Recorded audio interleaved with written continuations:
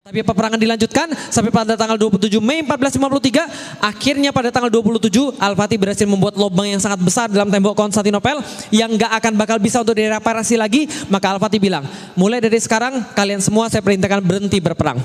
Sebab 2 hari dari sekarang, lusa kita akan membuat serangan terakhir pada Konstantinopel. Andaikan kita kalah, biar kita mati di bawah reruntuhan batu-batu ini. Tapi kalau kita menang, kota milik kita. Dan saya kasih tahu Anda semuanya, daripada saya tidak punya kota ini, lebih baik saya tidak memimpin sama sekali. Maka kemudian dia bilang berhenti berperang pada tanggal 27, 28 seluruh pasukan diperintahkan berpuasa sunnah. Berpuasa sunnah untuk serangan terakhir pada tanggal 29.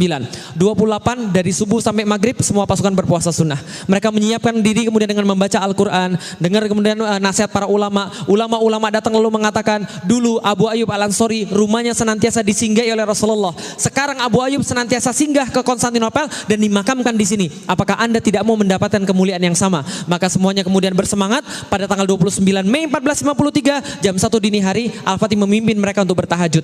Setelah selesai bertahajud kemudian bangun, kemudian setelah bangun daripada sujud selesai tahajud jam 2 dini hari Al-Fatih berkhutbah pada mereka dengan sebuah khutbah yang masih kita kenal sampai dengan sekarang. Apa khutbahnya? Seandainya penaklukan kota Konstantinopel sukses, maka sabda Rasul telah menjadi kenyataan.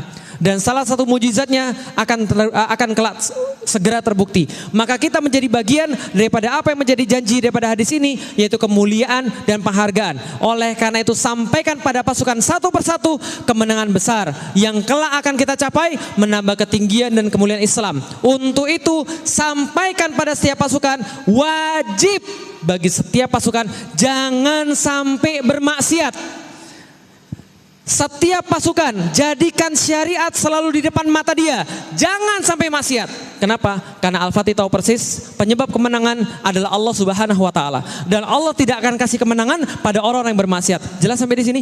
Jangan maksiat. Kalau Allah kemudian melihat Anda bermaksiat, Allah tunda kemenangannya. Jangan maksiat. Nanti kalau mereka kemudian berperang, jangan mengusik tempat-tempat ibadah, jangan mengusik gereja, jangan mengusik para pendeta, jangan ganggu wanita, jangan ganggu anak-anak, berperang atas nama Allah. Jam 2 kemudian diatur strateginya. Bagaimana strateginya? Dibagi 3 pasukan. Pertama pasukan Azab, kedua pasukan Sipahi, ketiga pasukan Ingkisari yang tadi. Azab itu pasukan apa? Dalam bahasa Indonesia Azab artinya jomblo. Jelas sampai di sini? Yang jomblo katakan? Yang jomblo katakan? Enggak ada jomblo. Saya lihat wajah-wajah banyak jomblo. Nah nanti kalau Anda nanti sudah ada Islam, Anda mendapatkan kehormatan. Lah kenapa? Zaman dulu ada jomblo-jomblo itu membuat pasukan namanya pasukan Azab. Lah kenapa? Karena mereka mau diturunkan pertama kali ketika perang. Jadi jomblo zaman dulu berkualitas, paham ya sekalian? Mungkin dia mikir begini, hidup terlalu susah, terlalu banyak yang nanya kapan kawin. Jadi mereka mau cepat mati aja. Ini paham ya susah ya. Nah, pertama pasukan Azab jam 2 sampai jam 4 dikasih jatah. Jam 2 sampai jam 4 mereka merangsek, mereka membuat pasukan pertahanan menjadi capek. Jam 4 ditarik. Jam 4 ditarik, keluarkan pasukan Sipahi. Pasukan Sipahi merangsek lagi jam 4 sampai jam 6. Enggak terlihat kemenangan lagi. Tapi ternyata jam 6 dikeluarkan pasukan khusus sebelum matahari bersinar di sebelah timur, Konstantinopel is over. Konstantinopel ditaklukkan. Muhammad Al-Fatih masuk dalam Konstantinopel melalui pintu ini kemudian mengucapkan, alhamdulillah, semoga Allah merahmati para syuhada, memberikan kemuliaan pada mujahidin serta kebanggaan dan syukur buat rakyatku. Ditemani bendera la ilaha illallah Muhammad Rasulullah, ada gurunya Syekh Aksyamsuddin mendoakan buat dia. Dengan kudanya dia langsung menuju kepada gereja Hagia Sophia. Selama perjalanan menoleh ke kiri, menoleh ke kanan sampai mengucapkan Masya Allah, Masya Allah, Masya Allah, Masya Allah. Sampai ke depan Hagia Sophia, dia turun dari kudanya, tidak mampu menahan rasa harunya, dia kemudian sujud ke arah Makkah, kemudian melepas sorbannya, mengambil segenggam tanah Konstantinopel, menaburkan ke atas kepala dia, supaya perwujudan bahwa dia hanyalah dari tanah saja. Masuk ke dalam gereja Konstantinopel, Hagia Sophia, mendapati ribuan orang menangis histeris.